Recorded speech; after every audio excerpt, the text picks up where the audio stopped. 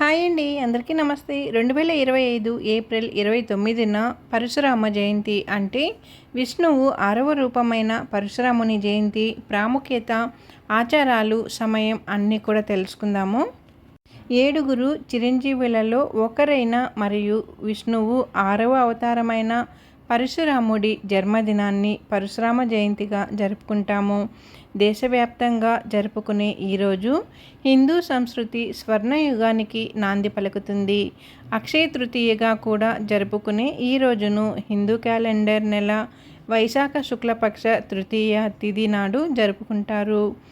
Gregorian calendar ప్రకారం ఈ సంవత్సరం పరశురామ జయంతిని ఏప్రిల్ 29న జరుపుకుంటారు.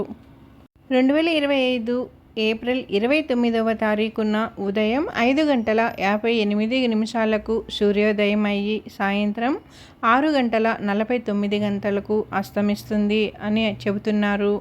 అలాగే ఉదయం 6:48 చంద్రోదయం జరుగుతుందని, రాత్రి 8:53 అస్తమయం జరుగుతుందని అంచనా వేస్తున్నారు. అదనంగా తృతీయ తిథి 29 తేదీ సాయంత్రం 5:31 ప్రారంభమై 30వ తేదీన మధ్యాహ్నం 2:12 వరకు కొనసాగుతుంది. పరశురాముడు అందరి భారాలను మరియు అన్ని రకాల చెడులను తొలగించటానికి భూమిపైకి పంపబడ్డాడని నమ్ముతారు. పరశురాముడి కథ మరియు జీవితం అనేక హిందూ పురాణాలు మరియు పవిత్ర గ్రంథాలలో ప్రస్తావించబడిందని కూడా. కొత్త వ్యాపారాల ప్రారంభం, వివాహాలు నిర్వచించటం, దూర ప్రయాణాలు కూడా మరియు విలువైన వస్తువులను కొనడం ఈ రోజున శుభప్రదంగా భావిస్తారు. అంతేకాదు ఈ రోజున భక్తులు విష్ణువును పూర్తి అంకిత భావంతో మరియు భక్తి పూజిస్తారు. స్వామికి స్వీట్లు, పువ్వులు, కుంకుమ మరియు చందనం సమర్పించడం ద్వారా ప్రత్యేక పూజలు నిర్వహిస్తారు. సంతానం పొందటానికి మరియు ఇతర జన్మలలో ధన్యమైన జీవితాన్ని పొందటానికి భక్తులు ఈ రోజున ఉపవాసం కూడా ఉంటారు. ఈ పరశురాముని జయంతి శుభప్రదం. విష్ణువు ఆశీస్సులతో అన్ని కుటుంబాలలో కూడా సమృద్ధిగా జీవిస్తారని ఒక నమ్మకం. అసలు పరశురాముడు ఎవరు? బ్రాహ్మణ కుటుంబంలో పుట్టిన ఈయన క్షత్రియుడుగా ఎలా మారాడో కూడా తెలుసుకుందాం. హిందూ పురాణాల ప్రకారం పరశురాముడు బ్రాహ్మణ కుటుంబంలో జన్మించాడు. మంత్రోచ్చారణ చేయాల్సిన ఈయన చేతిలో గొడ్డలి పట్టుకొని క్రూరాలను హింసిస్తూ క్షత్రియుల ఎందుకు మారాడు, అందుకు గల కారణాలేమిటి అనేది ఇప్పుడు మనం తెలుసుకుందాము. పురాణాల ప్రకారం శ్రీ మహావిష్ణువు 6వ అవతారమే పరశురాముడు. పరశురామ అంటే పార్శుతో రాముడు. ఈయన ఆయుధం గొడ్డలి. తను శివయ్యను గొప్ప భక్తుడు. ప్రసేనాజిత్ కుమార్తె రేణుక భృగువంశీయులైన జమదగ్ని దంపతులకు 5వ కుమారుడిగా జన్మించాడు. లక్ష్మీదేవి అవతారమైన ధనవిని పెళ్లి చేసుకున్నాడు.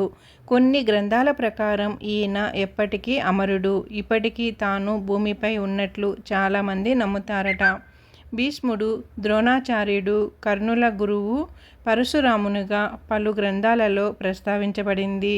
దుష్టులను శిక్షించేందుకు ముఖ్యంగా చెడ్డవారిని హైవ్య వంశీయులను నాశనం చేసేందుకు పరశురాముడు అవతరించాడట. ఈ వివరాలన్నీ కూడా స్కంద పురాణంలో ఉన్నాయి. విష్ణు పురాణం, హరివంశ, బశివ పురాణాల్లో కూడా ప్రస్తావించబడింది. పరశురాముడు రుద్రుడు, నారాయణుడు ఇద్దరికీ అవతారంగా పరిగణిస్తాడు. ఈయన తండ్రి ఆదేశం మేరకు కన్న తల్లిని చంపుతాడట. అంతేకాదు తన గొడ్డలితో క్షత్రియులను 21 సార్లు నాశనం చేశాడట. అందుకే ఆయన్ని హైహేయ వంశానికి చెందిన క్షత్రియుడు అని పిలుస్తారు. పరశురాముడు ఇప్పటికీ భూమిపైనే చిరంజీవిగా ఉన్నారని చాలామంది విశ్వాసం. త్రేతాయుగంలో జన్మించిన హిందూ మతంలో జన్మించిన 7గురు అమరవీరులలో ఈయన ఒకరు. తను పుట్టుకతో బ్రాహ్మణుడు అయినప్పటికీ క్షత్రియుల దూకుడు, ధైర్యం ఉన్నాయి కాబట్టే తనకి బ్రహ్మక్షత్రియ అనే పేరొచ్చింది. హరివంశ పురాణం ప్రకారం కర్త వీర్య అర్జునుడు రాజు. ఈయన మహిషస్మతి సామ్రాజ్యాన్ని పరిపాలించారట. ఈ సమయంలో ఆయన చాలా కష్టాలు పడ్డారట. ఈ కాలంలో ఎంతగానో బాధపడిన ప్రజలు తమ ధరణికి క్షత్రియులు క్రూరత్వం నుంచి భూమిని జీవులను కాపాడటానికి శ్రీ విష్ణుమూర్తిని కోరారు. అప్పుడు ధరణికి సాయం చేసేందుకు విష్ణువు పరశురాముని పేరుతో రేణుక జమదగ్ని దంపతులకు జన్మించారు. ఆయనే క్షత్రియులను సంహరించి ప్రజలను క్రూరత్వం నుంచి కాపాడారట. పరశురాముడు యుద్ధరంగంలో ఎంతో పుణ్యం కలవాడు. అందుకే 21 సార్లు భూమి మీద ఉన్న అవినీతి యోధులను ఒంటరిగా మట్టి కరిపించాడు. పరశు అంటే గొడ్డలి అని అర్థం. పరశురామునికి ఆయుధాలపై అద్భుతమైన పట్టు ఉండేది. ఈయన పరమేశ్వరుడిని మెప్పించేందుకు కఠినమైన తపస్సు కూడా చేశారట. తన ఆధ్యాత్మిక గురువు శివయ్యగా చెప్పుకున్నాడట. తన నుంచి గొడ్డలిని వరంగా పొందాడు. ఆ తర్వాతే తనకు పరశురామునికి పేరొచ్చిందని పురాణాలలో పేర్పడింది. పరశురాముడి తల్లి రేణుక ఎంతో అంకితభావం కలది. బంకమట్టితో నీటిని సేకరించటం ఆమె శక్తి నమ్మకానికి నిదర్శనం. అయితే ఓ రాజు కుండతో నీరు నింపుతుంటే ఆకాశంలో గాంధర్వ రథం ప్రయాణిస్తున్న సమయంలో ఒక క్షణం కోరికలకు లోనైంది. దాని ఫలితంగా ఆ కుండ నీటిలో కరిగిపోయింది. తన యోగశక్తుల ద్వారా ఈ విషయాన్ని తెలుసుకున్న భర్త ఆవేశంతో తన భార్యను చంపమని కన్న కొడుకుకు పరశురాముడిని ఆదేశించాడట. తను తప్ప ఈ పని ఎవ్వరూ చేయలేరట. అందుకే తన తండ్రి చెప్పినట్టు తన తల్లి 4 సోదరులను కూడా నరికేసినట్టు పురాణాల్లో ప్రస్తావించబడింది. ఆ తర్వాత ఆ తండ్రి 2 వరాలు కోరుకున్నాడట. ఆ వెంటనే తను తల్లిని అన్నలను బతికించమని కోరాడు. ఆ వెంటనే తండ్రి పరశురాముని కోరిక మేరకు వారికి తిరిగి ప్రాణం పోశారట.